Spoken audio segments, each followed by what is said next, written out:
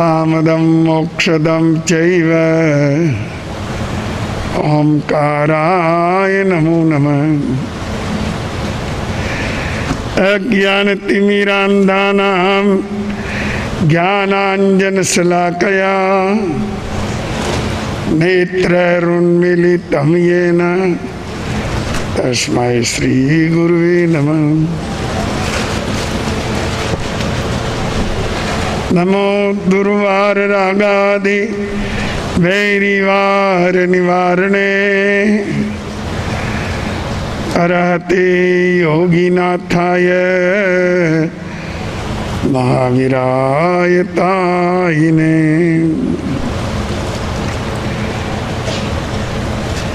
प्रिय श्रोताजनों, 2 मिनट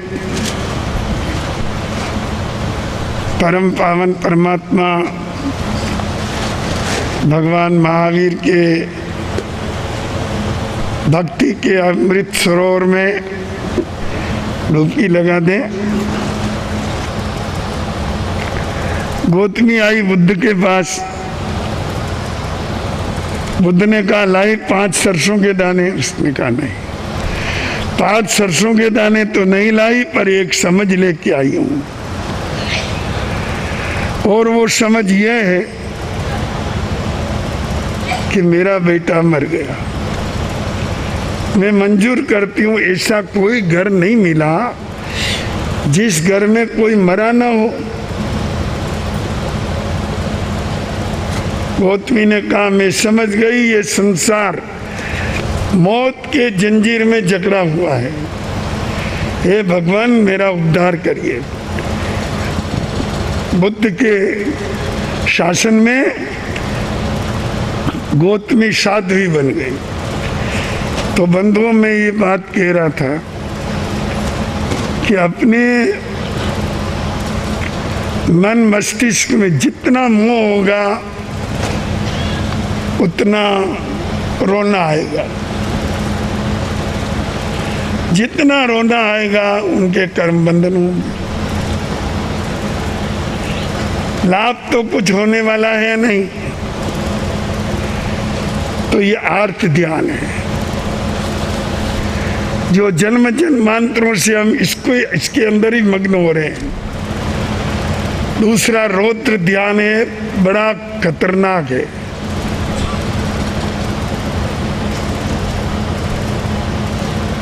जिसको अपनी चाहिए वस्तु न मिले उसको क्रोध आता है, द्वेष आता है। अपन जैसा चाहे वो न करें तो गुस्सा आता है। ये रौद्र ध्यान है। ये ध्यान भी अपने यहाँ रग रग में फैला हुआ है। ये दोनों ध्यान डुबोने वाले हैं। और भगवान महावीर को तो रौद्र ध्यान का एक बार नहीं कई बार शिकार होना पड़ा। कई बार। ए महात्मा ध्यान रखना, मेरे बैल चल रहे हैं। बैल कहीं चले गए, वापस आया मिले नहीं।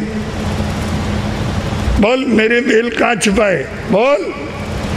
और डंडे बरसाए, तेरे अलावा चोर कोई नहीं। बंधुओं, ऐसी तो बहुत घटनाएं हैं। हमारे रोडजी स्वामी की भी बहुत घटनाएं हैं।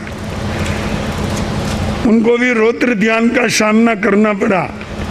तपस्या करते हुए कैलाशपुरी के अंदर पांव के रस्सी बांध के घींच लिए गए। संतों को कई बार रौद्र ध्यान का सामना करना पड़ता है, बुरा लगता है। आप भी किसी के साथ रौद्र व्यवहार मत करो। ये भी एक खतरनाक ध्यान है, आत्मा का पतन कर देता है। धर्म ध्यान, साधना, मुक्ति मार्ग की आराधना, व्रत महाव्रत का पालन करना, कषाय भाव को पतला करना, देह भाव को कमजोर करना, आत्म भाव को पुष्ट करना, धर्म ध्यान। वीतराग भाव में मग्न हो जाना, ये शुक्ल ध्यान। ये पिछले 2 ध्यान अपने जीवन में आए, ऐसी आज भावना भाई है। और ये 2 ध्यान, आर्त ध्यान, रौद्र ध्यान अपने से छूट जाए, ईश्वर भी थोड़ा चिंतन करिए और अपना जीवन शांतिमय बनाइए।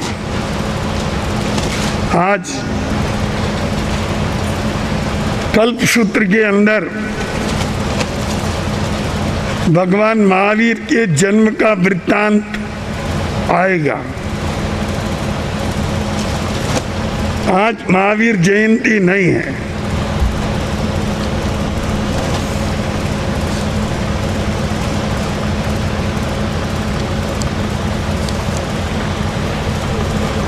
महावीर जयंती आज नहीं है, वो तो जेठ शुक्ला, वो चैत्र शुक्ला त्रयोदशी की है। आज को हम महावीर जयंती कहने लगे, ये सही नहीं है। आज महावीर जयंती वांचन का दिन है। कल्प सूत्र में भगवान महावीर के जीवन का वृत्तांत है। उस वृत्तांत में उसका स्वाध्याय करते करते 4थे दिन भगवान महावीर के जन्म का वृत्तांत बोलते हैं। ये केवल समझने और जानने का विषय है कि कैसे उनका जन्म हुआ, कैसे देवों ने जन्मोत्सव मनाया, कैसे धरती पर आनंद छाया, कैसे उनका वर्धमान नाम रखा, कैसे उन्होंने आत्म कल्याण किया, मुक्ति पाए, 4 तीर्थ की स्थापना की, आदि आदि। ये वृत्तांत कल्प सूत्र के अंदर पढ़ा जाता है। उसमें आज जन्म का वृत्तांत आता है, तो इसको अपन जन्म जयंती कहने लग गए। आज महावीर जयंती है तो चैत सुद 13 को क्या है? हाँ, जन्म कल्याणक का वांछन है आज। जन्म कल्याणक आज नहीं है, वो चैत्र शुक्ला त्रयोदशी को है। पर अपने लिए ये वृत्तांत सुनते हैं तो भी ऐसा आनंद आता है मानो भगवान महावीर हमारे यहाँ जन्म ही रहे हैं, मानो हम धन्य हो रहे हैं। उनका वृत्तांत सुन करके अपने कानों में एक आनंद और हर्ष की लहर दौड़ रही है कि आज का दिन भगवान महावीर के जन्म को याद दिला रहा है, उनकी स्मृति करा रहा है। और स्मृति भी कितनी कभी कभी इतनी गहरी हो जाती है कि ऐसा लगता है कि मानो आज ही भगवान का जन्म हुआ है। ये तो एक अनुभूति का विषय है। तो बंधुओं, ये वृत्तांत तो आप श्रवण करेंगे कल्प सूत्र के माध्यम से। हम खुशी मनाएं।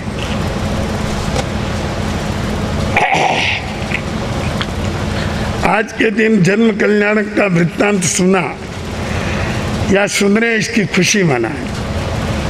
परमात्मा के जन्म श्रवण की खुशी में क्या करें? आप जानते हो कि किसी के घर में बच्चा जन्म लेता है तो वो खुशी मनाते हैं, और जब जयंती आती है तब भी खुशी मनाते हैं कि आज के दिन अपने बच्चे का जन्म हुआ। तो इस खुशी में हमें कोई नाचना नहीं है, गाना नहीं है, बजाना नहीं है, और नारियल फोड़ना नहीं है, और कोई सपने बुलाना नहीं है, क्योंकि आज तो केवल उनका वृत्तांत है। आज हम खुशी मनाएं दया धर्म से, सेवा से और साधना से।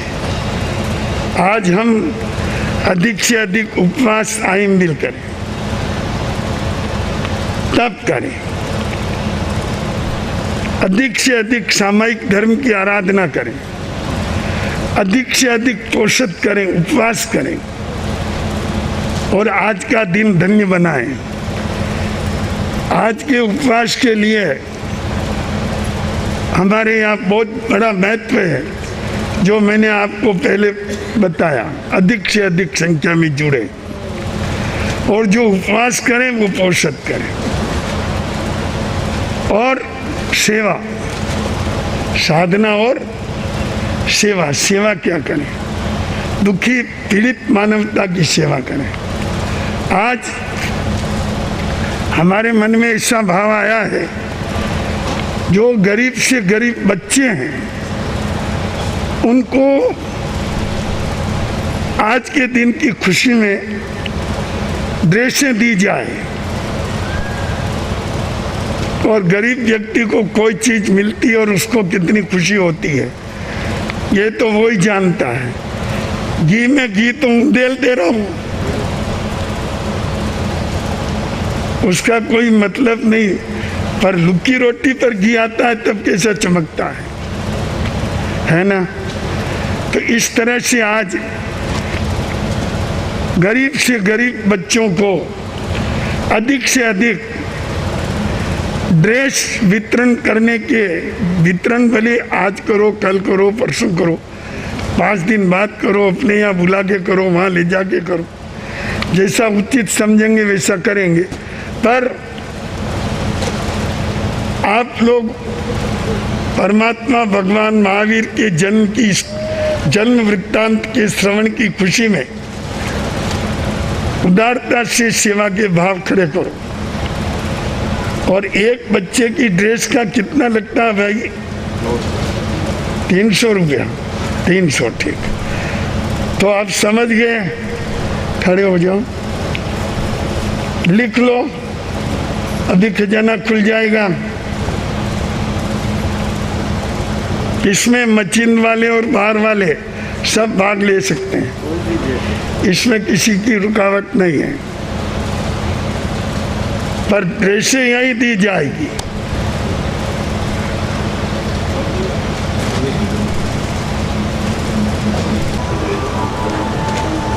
बड़े कल्प का अर्थ है हमारे जिन शासन में और पर्यूषण में सबसे बड़ा दिन संवत्सरी माना गया है।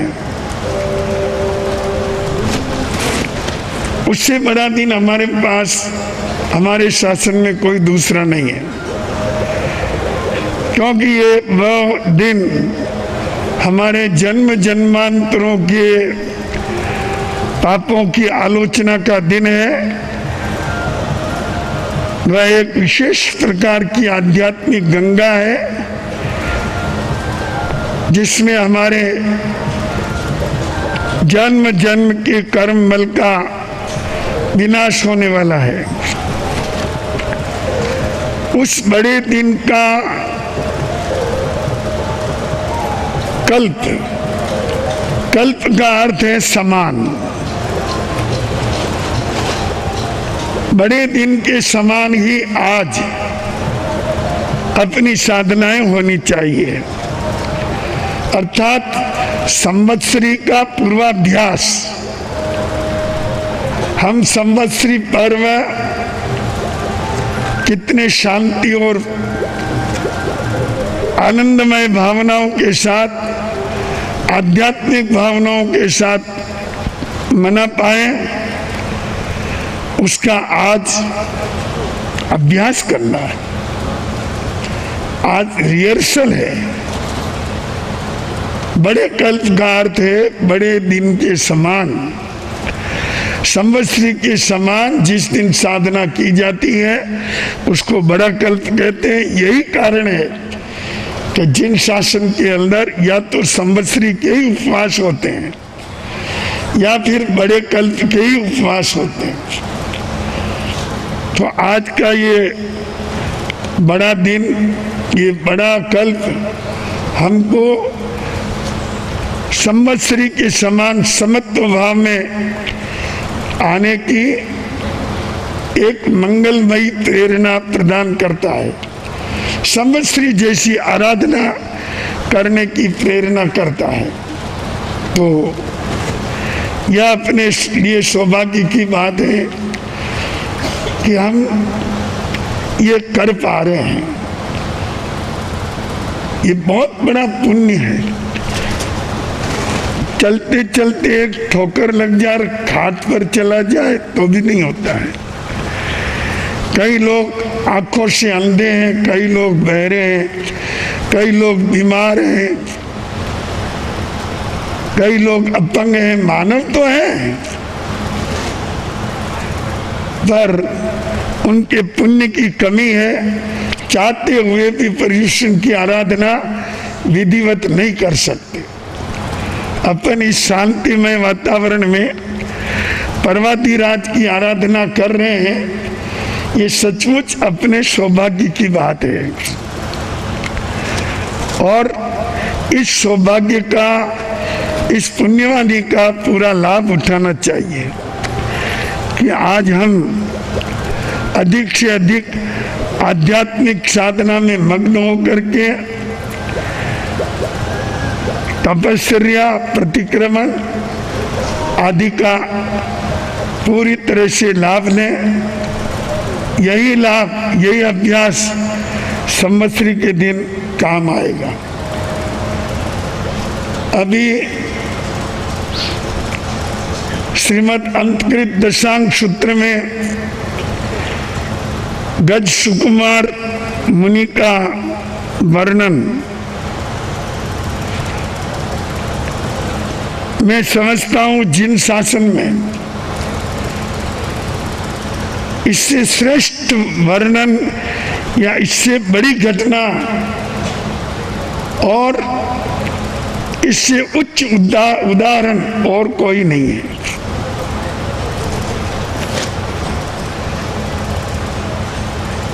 केवल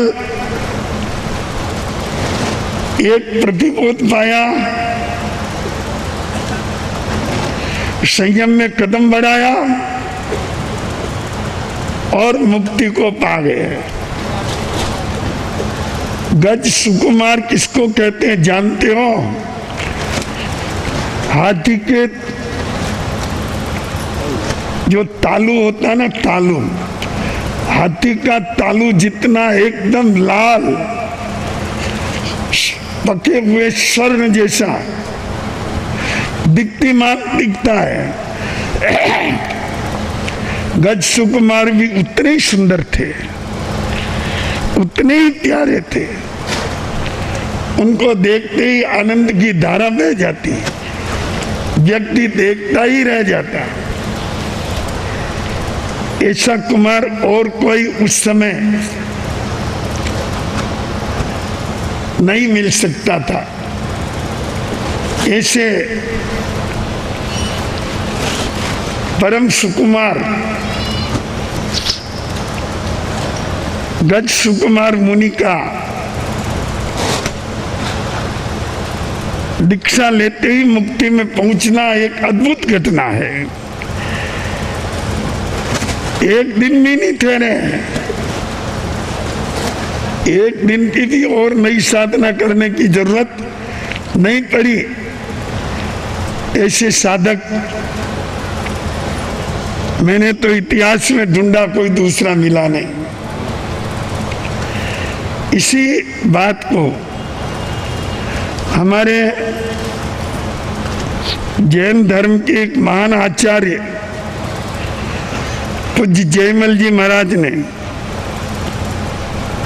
अपनी बड़ी साधु वंदना में 2-4 पंक्ति में जो वर्णन किया वह भी बेजोड़ है। और कई बार मैं उसको गुनगुनाता हूँ, बड़ा आनंद आता है। बड़ी साधु वंदना अपने आप में भी एक बहुत अच्छा सुंदर काव्य है। हर व्यक्ति चाहे तो उसका प्रतिदिन पाठ कर सकता है। प्रतिदिन पाठ करे तो उसके तन मन जीवन में आनंद की धारा बहती रहे। खैर, वसुदेव जी ये गच्छकुमार का वर्णन उन्होंने किस तरह प्रस्तुत किया, सुनिए। वसुदेव जी नंदन धन धन गज सुकुमार, रूपे अति सुंदर कलावंत वय बाल, प्रभु नेम समीपे छोड़ियो जग जंजाल, भिक्षुनी परिमा भिक्षुनी परिमा गया स्मशान महाकाल, देखी सोमल को प्यो मस्तक बांधी पाल, खेरन ना खीरा सिर ठविया असराल, सब कर्म खपावी मुक्ति प्रभु पलकन हाली, अद्भुत स्थिरता धार, मुक्ति पहुंचा बेटा कर्म जंजाल, एवा पुरुषा ने बंधन हो त्रिकाल, प्रभु नेम समीपे छोड़ियो जंजाल जंजाल है।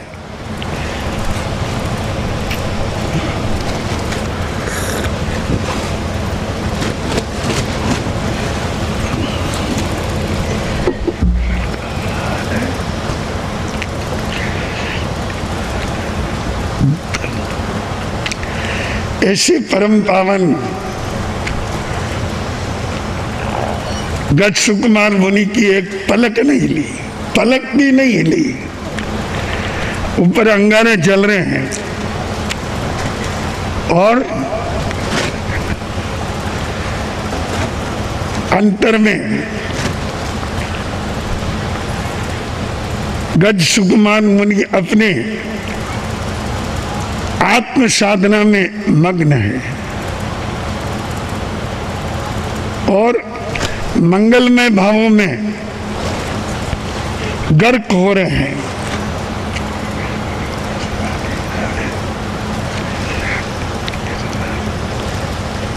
बंधुओं, भावना की शक्ति अद्भुत होती है। आपका एक प्रश्न हो सकता है, क्या उनको कष्ट नहीं हुआ? कष्ट तो होता ही है। अग्नि की एक चिंगारी लग जाती है शरीर के कहीं तो भी 3.5 करोड़ रोम खड़े हो जाते हैं। सिर पर अंगारे हैं, जल रहे हैं, पर उनकी पलक नहीं ली। क्या कारण है? वो बात है ही नहीं जो जहां है ही नहीं, वो वहां की परिस्थिति से वाकिफ या जानकार कैसे होगा? कोई व्यक्ति बॉम्बे बैठा है और इधर किसी के घर में आग लग गई, इधर आग लग रही है। उस दिन उसके जीवन का न्योता कहीं से जो वो आराम से माल खा रहा है, जीवन जीव रहा है। इधर पीछे आग लग गई, लोग दौड़ा दौड़ करके आग बुझाई, बाद में खबर पहुंचाई कि वह आग लग गई, बहुत बड़ा नुकसान हो गया। फिर दौड़ के आया, पर जिस समय आग लगी थी उस समय तो माल मसाला छान रहा था, क्योंकि वो यहाँ है ही नहीं। यहाँ होता तो उसको अनुभव होता कि मेरे घर में आग लगी है, मेरा माल जल रहा है, पर वो वहाँ है ही नहीं ना। जब जानकारी होती है तभी पता लगता है। तो गज सुकुमार मुनि वहां थे ही नहीं, वहां तो उनका केवल शरीर था। आत्मा वीतराग भाव में मग्न थी। ये वीतराग भाव एक अद्भुत चीज है। जब अपनी आत्मा वीतराग भाव में मग्न होती है तब सारी बाह्य परिस्थितियां वो उसके लिए समाप्त हो जाती है। यहां तक कि शरीर भी क्या कर रहा है या शरीर को क्या हो रहा है ये भी ज्ञान उनको नहीं होता है, क्योंकि वह होते ही नहीं, वो वीतराग भाव में होते हैं। वीतराग भाव से ही कष्ट सहे जाते हैं। बंधुओं, मुनिराज मां सती छोटे छोटे साधु साध्वी लोच कराते हैं, उनको गुरु यही पाठ पढ़ाते हैं कि अपने आत्म भाव में मुक्त मग्न हो जाओ और बाहर के शरीर को छोड़ दो, इसका ध्यान ही न करो, भूल जाओ। और देखते देखते सिर के सारे बाल जमीन पर आ जाते हैं और उनके मुंह से एक चित्कारी भी नहीं निकलती है। ये वीतराग भाव का चमत्कार है, यह आध्यात्मिकता का चमत्कार है। एक पल भी उनकी न हिली। ऐसी अद्भुत साधना के धनी गज सुकुमार मुनि उठे, चले और पहुंच गए जिन शासन के एक अद्भुत महापुरुष हैं, जिनका आज हम स्मरण कर रहे हैं, उनके चरणों में कोटि कोटि वंदन नमन कर रहे हैं। बंधुओं, आज परवादिराज पर्युषण का चौथा दिन है। 4 बातें ऐसी है जो हमको संसार सागर के अंदर डुबो रही है।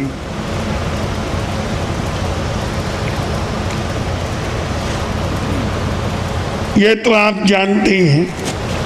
4 बातें ऐसी है जो हमारा पीछा कर रही है।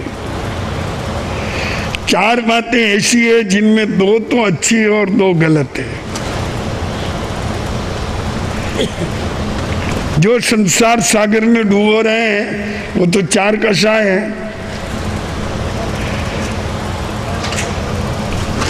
और जो अनादिकाल से अपना पीछा कर रही वो संज्ञाएं हैं। आर संज्ञा, वै संज्ञा, मित्र संज्ञा, परिचय संज्ञा, ये छूटती ही नहीं है मुक्ति में जाने तक। ये बहुत भयंकर पीछा करने वाली संज्ञाएं होती है। एकेंद्री में भी नहीं मरती, बेंद्री, तेंद्री, चौंद्री में तो है ही, पर एकेंद्रीय जीव के अंदर भी ये 4 संज्ञाएं पाई जाती है। ये बहुत पीछा करती है, इनसे छुटकारा पाना बड़ा मुश्किल है। मुक्ति में गए बिना छुटकारा नहीं। 4 ध्यान है, आर्त ध्यान, रौद्र ध्यान, धर्म ध्यान और शुक्ल ध्यान। इनमें 2 तो डुबोने वाले हैं और 2 तिराने वाले हैं। डुबोने वाले हैं आर्त ध्यान, रौद्र ध्यान। आर्त ध्यान भी कर्म बंधन का कारण और रौद्र ध्यान भी कर्म बंधन का कारण। धर्म ध्यान और शुक्ल ध्यान, ये दोनों ध्यान कर्म निर्जरा के कारण।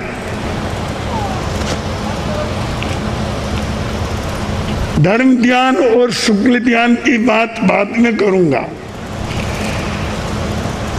पहले कपड़े को साफ तो करें जिससे वो गंदा है। वो है आर्त ध्यान और रौद्र ध्यान। आर्त ध्यान का अर्थ है प्रिय का वियोग, जिसको हम चाहते हैं वो चला जाए, चाहे परिवार का सदस्य हो, चाहे धन संपत्ति हो, चाहे अधिकार हो, चाहे शरीर हो, चाहे परिवार हो, कोई हो, जिस पर अपना अनुराग है और वह अपने से अलग हो जाए, कुछ दिन के लिए या सदा के लिए, तो भी अपने को पीड़ा होती है। इस पीड़ा को आर्त ध्यान कहते हैं। आप सब आर्त ध्यान के अंदर ग्रस्त हैं। चोटी तक आर्त ध्यान में डूबे हुए हैं। सब रो रहे हैं, कोई दिन में रो रहे हैं, कोई रात में रो रहे हैं, कोई एक के सामने रो रहे हैं, कोई अनेक के सामने रो रहे हैं। सबका रोना चालू है। आप कहोगे कैसे, हम तो आपके व्याख्यान में बैठे हैं। बात तो सही है, पर जब तक जितना जितना अंदर में राग भाव है, मोह भाव है, वहां तक रोना ही रोना है। मेरा भाव है, ये मेरा, तो फिर रोना निश्चित। ज्ञानियों ने कहा मैं मेरा जब जाएगा तब आएगा और तीसरी चीज जिसका नाम अध्यात्म है, परमात्मा भाव है, वो तभी जाएगा जब आर्त ध्यान जाएगा, मैं और मेरा जाएगा। आप ठीक है, शांति से व्यक्ति चलता है, जीता है, पर आर्त ध्यान के संस्कार अंदर मौजूद हैं। किसी ने आकर के कह दिया कि आपके घर में चोरी हो गई और सारा माल चला गया। दुख के अंदर मन ही मन रो पड़ेंगे, हाय मैंने इतने जीवन भर मेहनत की, पसीना बहाया और मेरा सब माल चला गया, हाय अब मैं क्या करूं। ये हाय नहीं मिटती है, वहां तक आर्त ध्यान नहीं मिटता है। ये बहुत खतरनाक है। महात्मा बुद्ध के सामने एक गौतमी नाम की स्त्री आई। वो मरे हुए बच्चे को उठा के आई। कुछ दिन पहले उसका बच्चा मर गया। जनता ने कहा बच्चा मर गया, तुम्हारा मरा हो गया, मेरा तो नहीं मरा है। ये नाराज हो गया, इसको तो कोई तकलीफ हो गई है इसलिए नहीं बोलता है। उसका इतना मोह, वो एक क्षण के लिए भी उसको अलग नहीं रखती है। मुर्दा है तो भी कंधे पे उठाए रहती है, खाना भी एक हाथ से खाती है, बच्चे को एक क्षण भी दूर नहीं करती है। बच्चा तो है नहीं, उसका मृत शरीर है, पर कोई भी उनको अगर ये को कह दे कि ये मर गया तो वो झगड़ा करने को तैयार हो जाती है, किसी की बात मानने को तैयार नहीं। कई वैद्य, कई इलाज करने वाले, कई ऊंचे महापुरुष सबके सामने ले गई, सबने कहा मर गया, मेरा बच्चा नहीं मर सकता। बोलो कितना मोह है। ऐसा ही मोह बलभद्र जी का कृष्ण पर था, जो आप सुनोगे आगे। श्री कृष्ण के मृत शरीर को उठा करके घूमते रहे। बलभद्र जी, मेरा भाई मरा नहीं है, नाराज हो गया मेरे से। ये मोह का अंदर का रोना है, बहुत गहरा है। तत्व समझे बिना इसका निराकरण नहीं हो सकता। सुना उसने, बुद्ध नामक एक बहुत ऊंचे महात्मा पधारे, वो उनके पास गई। उसने अपने बच्चे को सामने रख के कहा, आपकी बड़ी महिमा सुनी, आप बड़े ज्ञानी पुरुष हैं, आप सबका दुख मिटा देते हैं, मेरा भी दुख मिटा दीजिए। मेरा ये बच्चा बीमार हो गया है, बोल नहीं रहा है, खा पी नहीं रहा है, आप कोई इसका ऐसा इलाज करो कि ठीक हो जाए।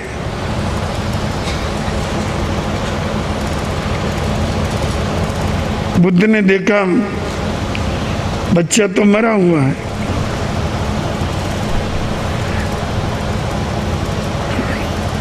गौतमी मानने को तैयार नहीं। बुद्ध बड़े ज्ञानी पुरुष थे, उन्होंने सीधा यूं नहीं कहा कि बच्चा मर गया। उन्होंने कहा, गौतमी तेरा बच्चा अच्छा हो सकता है। हाँ, बस ये बात सही है। आज मुझे सच्चे ज्ञानी वेदराज मिले हैं, आप मेरे बच्चे का सच्चा इलाज करेंगे। मैं जानती हूँ सब मूर्ख है, कहते हैं बच्चा मर गया। आपने ठीक कहा, मेरा बच्चा मरा नहीं। आप इलाज कर सकते हैं। बुद्ध ने कहा, हो जाएगा, पर एक काम करना पड़ेगा। तुम 5 सरसों के दाने लाना और ऐसे परिवार से लेके आना जिस परिवार में कोई मरा नहीं हो। गौतमी कहती, अभी जाके ले आती हूँ। पहले घर में गई, सरसों के दाने दो, 5 दाने। उन्होंने कहा, मुट्ठी पर ले जाओ ना, बहुत है, पर एक बात बताओ, तुम्हारे यहाँ कोई मरा तो नहीं? ये सुनते ही वो औरत बोली, आए मेरा पति अभी कुछ दिनों पहले ही मर गया, अब मैं क्या करूं? तब तुम्हारे दाने काम नहीं आते। दूसरे घर गई, 5 सरसों के दाने चाहिए, बोलो तुम्हारे यहाँ कोई मरा नहीं? अरे मेरा भाई मर गया ना। तीसरे घर गई, 5 सरसों के दाने चाहिए, तुम्हारे यहाँ कोई मरा नहीं? हाय मेरे कलेजे का टुकड़ा, बेटा मर गया, हमारा सहारा वही था। ऐसा करके रोने लगी। कई घरों में भ्रमण किया, कहीं कोई परिवार ऐसा नहीं मिला जहाँ कोई नहीं मरा हो। बोलो ऐसा घर कहीं मिल सकता है? सारे हिंदुस्तान में क्या